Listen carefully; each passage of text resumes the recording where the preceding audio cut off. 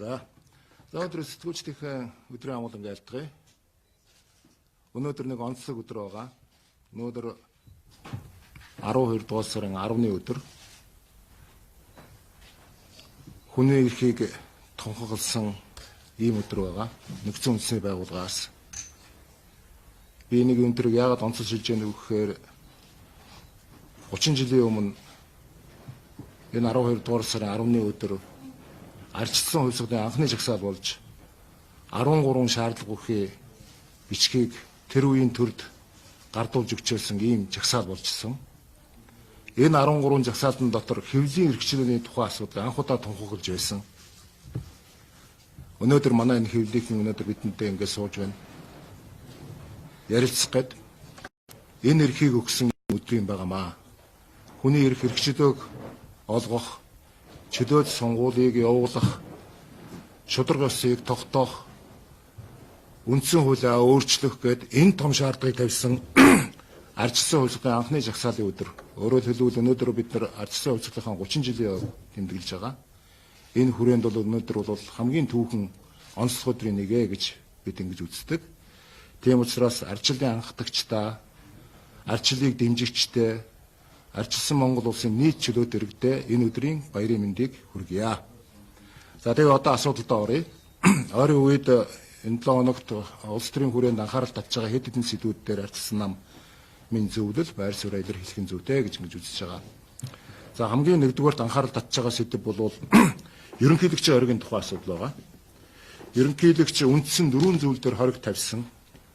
Эхний хоёр нь бол 2020-оос 2024 онд хэрэгжих хөрөнгө оруулалттай холбоотой асуудлаар, дамжин хэрэгжиж байгаа хөрөнгө оруулалттай холбоотой асуудлаар хориг тавьсан байгаа. Хоёр дахь нь бол нийгмийн даатгалын сангийн шимтгэлийн хувийг нэмсгэнтэй холбогдуулан хоригийг тавьсан. Гурав дахь нь бол ирээдүйн үр сантай холбоотой энэ 3 зүйл дээр хориг тавьсныг та бүхэн мэдж байгаа. Өчигдөр ардын нам байр суурь илэрхийлсэн байна. Ерөнхийлөгчийн энэ 4 хоригоос нийгмийн даатгалын шимтгэлтэй холбоотой энэ асуудлыг хүлээж авах, бусдыг хүлээж авахгүй гэж. Ардчилсан нам 2020 оны төсвийг хэлцэж авах үед өөрийнхөө дүгнэлтийг бол улсын хурал дээр чуулган дээр тавьсан. Тавихтаа өнөөдрийн тавьж байгаа ерөнхийлөгчийн хоригтой яг холбоотой зүйл залтан улсын эдийн засагт хор хохирол учруулахаар болсон байна гэдэг дүгнэлтийг бол маш тодорхой гаргаж тавьсан байна.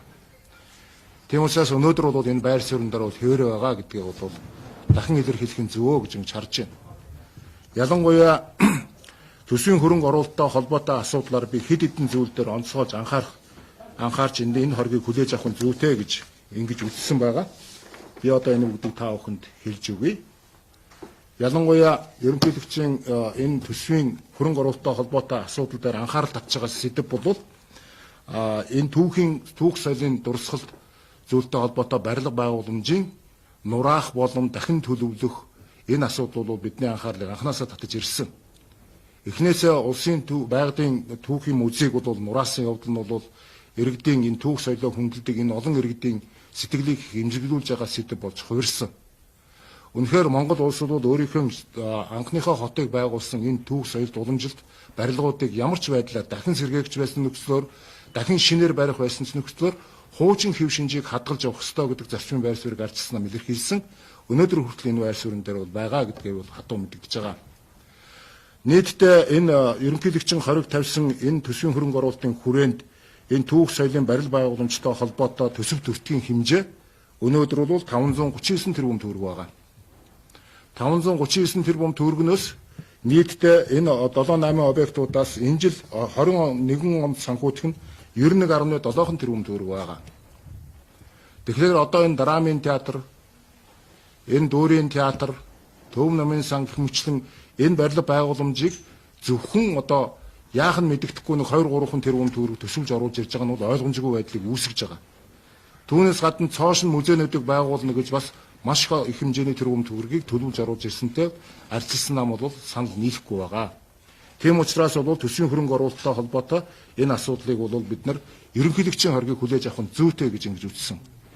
Энийг бол хүлээж аваад цааш нь бол энийг алдаага бол засал сайжруулах шаардлагатай гэж бид ингэж харж байгаагаа хэлье. За хоёр дахь асуудал ерөнхийлөгчийн хоригтой хоёр дахь холбоотой асуудал бол нийгмийн даатгалын шимтгэл. Энэ бол мэдээжийн асуудал байсан. Ардчилсан нам чуулган дээр удаа байр суурь илэрхийлсэн.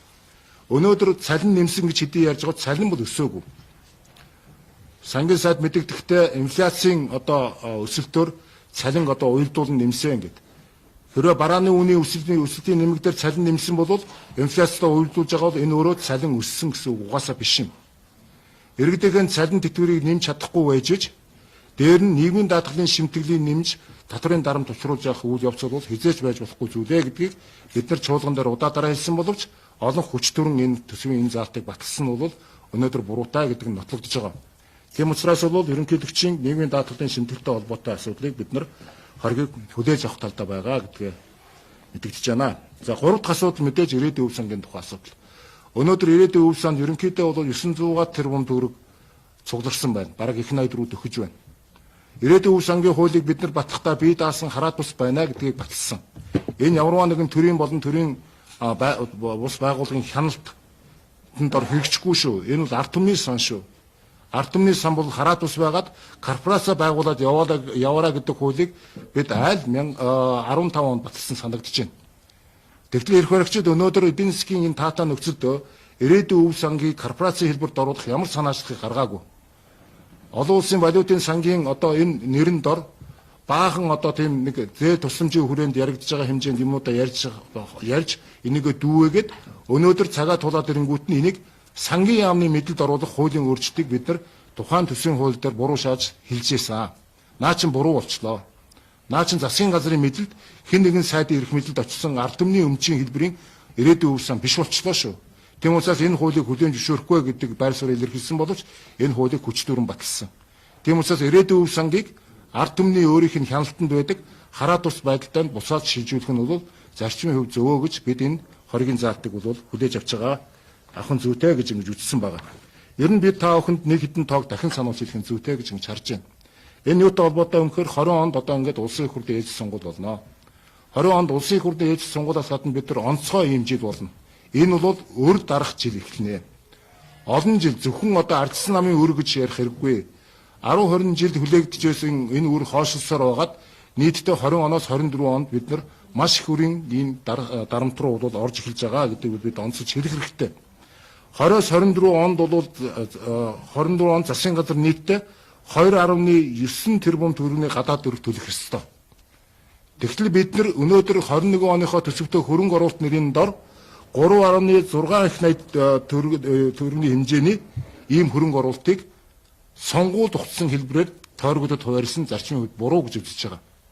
Та бүхэн санаж байгаа 2012 онд ардын нам засаг барьж байхдаа 12 оны сонгуульд орохын тулд 1 тэрбум долларын хэмжээний мөнгийг иргэдэд бэлнээр тараасан мэдж байгаа. Энэ ямар ч эдийн засгийн үр дүн Монголд өвөөгөө өрийг нэмэгдүүлсэн гэдгийг бүгдээрээ мэдж байгаа. Одоо яг энэ аргаар хэлбэрийн жоохон өөрчлөлт 2020 оны сонгуулийг бид нар юу гэж билж яах вэ гэхээр хөрөнгө оруулалтынхаа хэмжээг нэмээд тойрог дээр нь ажилласан нэрээр эндээс мөнгө босгох ийм сонгуулийн үйл ажиллагаанд бэлтэж байгааг бид нар маш буруу зүйл хийж байна гэж үзэж байгаа. Тийм учраас бол үнэндээ бол бид нар бол ерөнхийлөгчийн тавьсан энэ дөрвөн хориг бол зөв зүйтэй учраас дөрвөлнгийн хүлээж авах нь зүйтэй гэж шийдснээ бол та бүхэнд мэдэгдэе. За дараагийн асуудал. Сонгуулийн улсын их хурлын сонгуулийн хуультай холбоотой асуудлаар ардчилсан нам чуулган дээр байр суурь илэрхийлсэн. Ардчилсан үндэсний хуулийн нэмэлт өөрчлөлтөөр холимог тогтолцоотой байх намуудыг жишээлбэл нам болон хүнтэйг нь хандлуулад энийг бол хувь тэмцүүлсийн хэлбэрээр үндсэн хуулийн нэмэлтэнд оруулъя гэсэн боловч харамсалтай нь энэ унсан. Тэгтэл өнөөдөр улсын их хурлын сонгуулийн хуулийн дээр эрх баригчид энэ хувь тэмцүүлсэн хэлбэрийг оруулж ирэхдээ ардчилсан намын нэрийг барьж байгааг бид буруу гэж харж байгаа. Ардчилсан нам ийм сонголтыг, ийм тулгалтыг бол хийхийг бол зөвлөөгүй. Одоо та бүхэн харж байгаа 50-26 гэдэг систем сонгуулаар явуулна гэдэг. 26 улс нэг тойрог 26 мандат. Хэрвээ 26 мандаттай бол иргэн болон сонгох эрхээ эдлэхийн тулд тэр 26 мандатн дээр нэр дэвшсэний тоогоор нь 26 хүртэл хүнийг дугуйж сонголтоо чөлөөтэй хийх эрхийг хаасан ийм төслийг оруулж ирсэн. Энэ юу гэсэн үг вэ гэхээр 26 мандатн дээр чи зөвхөн нэг хүнийг сонгоно шүү гэдэг маш харгас тулгалтыг оруулж ирснийг бид буруу гэж харж байгаа. Ийм байж болохгүй. Хэрвээ 26 мандат байгаа бол 26 хүн нэр дэвших ёстой. Хүртэт хүн. 26 хүнээс хэнийг сонгох эрхийг ард иргэдэд олох ёстой байтал энийг хааж шууд нэг хүнийг сонгоо гэсэн тулгалтыг оруулж ирж байгаа нь бол арчилсан сонголтыг маш буруугаар хэрэглэх энэ үе таалгыг нээхийг оролцсон зүйл болсон гэж бид ингэж харж байгаа. Тийм учраас бид бол энэтэй санал нэгдэхгүй байгаа. Түүнээс гадна сонгуулийн хууль дээр процедурын хэмжээний маш олон зөрчилдөөн байгааг өнөөдөр бид нар ажлын хэсгийн хэмжээнд ярих зайлшгүй шаардлагатай гэж үзэж байгаа. Ялангуяа шилжиж төр болон бүр шилжиж төлөвлөгөөний тухай асуудал сонгуулийн үед яаж зохицуулах юм? Сонгуулийн үеэр гараад байгаа энэ хэрүүл маргаантай асуудыг яаж зохицуулах юм? Ер нь бол энэ сонгуулийн сонгохдох хэрэгтэй холбоотой асуудал дээр зарим нэгэн зөрчилтэй заалтуудыг ардчилсан намаас гаргаж тавих нь зүйтэй гэж харж байгаа. Жишээлбэл шүүхээр гин буруунд тогтоогдоогүй хүнийг үндсэн хуулиар энийг ямарваа нэгэн эрүүзгийн хариуцлага хүлээлгээгүй гэдэг юм хүлээлгсэн гэдэг үндслийг бүрхэг байдлаар оруулж ирэх нь эн чинь үндсэн хууль зөрчөөд байгаа юм биш үү гэдэг асуудлыг чинь бид нар энэ хуулийн дээр оруулж тавих зайлшгүй шаардлагатай гэж ингэж харж байгаа. Нэг дэх асуудал дээр. Хоёр дахь асуудал. Ер нь бол зөрчлийн хуулийн дээр бол маш том өөрчлөлт энэ сонгуулийн хууль орж ирж байгаатай холбогдуулан дагалдах хуулиар орж ирж байна. Зөрчлийн хууль гэдэг бол сонгуул маш их маргаантай болно гэсэн дохоо. Ер нь альва асуудыг зөрчлийн хууль болон сонгуулийн явцад үүсдэг элдвийн янзын маргаанаас аль болох бид зайлсхийж үнэхээр сонгуульд ноцтой нөлөөлсөн зарим зүйл заалтуудыг нь шууд эрүүгийн хариуцлага хүлээлгэх хэмжээнд оруулах нь бол шудраг усанд нийцнэ гэж бид ингэж харж байгаа. Сонгуулийн хугацаан дээр ч гэсэн бид нар эргэж харах зүйлүүд бас байна гэж. Ингээд өнөөдөр бол ажлын хэсгийн хүрээнд бол ажиллахаар төлөвлөж байна. Ажлын хэсэгт бол өөрсдийн саналыг бол хургуулсан байгаа. Маргааш ажлын хэсэг хуралдана.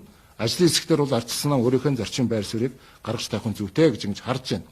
Тогтолцооны ямар тогтолцоогоор явуулах вэ гэдэг бол эрх баригчдын өөрийнх нь асуудал. Бид өөрийнхөө зарчим байр суурийг анхнаасаа илэрхийлж ирсэн тэр байр суурин дээр байгаа.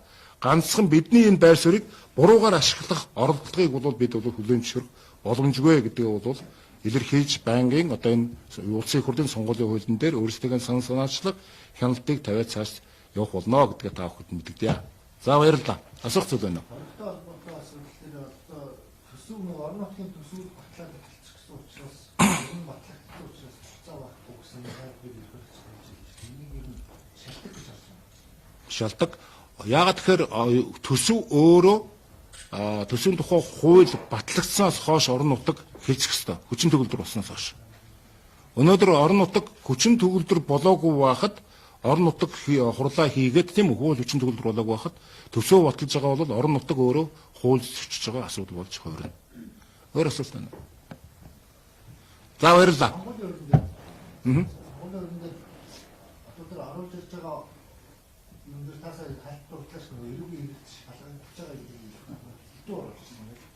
Тэгээ би одоо энэ заалтыг би таад уншаад өгчээ. Маш тодорхой байгаа. За сонгуулийн хуулийн 30 дугаар зүйлийн 37-д ийм заалт байна. Эрүүгийн хариуцлага хүлээж байгаа хүн нэр дэвшгийг хориглоно гэж. Эрүүгийн хариуцлага хүлээж байгаа хүн. Энэ нь бол хууль зүйн хувьд эрүүгийн хариуцлага хүлээж байгаа хүн гэсэн тодорхойлолт нь маш ойлгомжтой болгож байгаа. Нэгдүгээр төр. Үндсэн хууль зааснаар шүүхийн хүчин төгөлдөр шийдвэрээр гин буруутаан тогтоогдоогүй хүнийг эрүүгийн хариуцлага хүлээж байгаа гэж сонгогдох эрхийг нь хязгаарлах боломж бүрдүүлсэн өөрөө үндсэн хууль зөрчиж байна гэж харж байгаа. Энийг тийм учраас үндсэн хуультай нийцүүлж тийм ээ яваа гэсэн ийм шаардлага байна гэж харуулж байгаа. За өөр асуулт байна.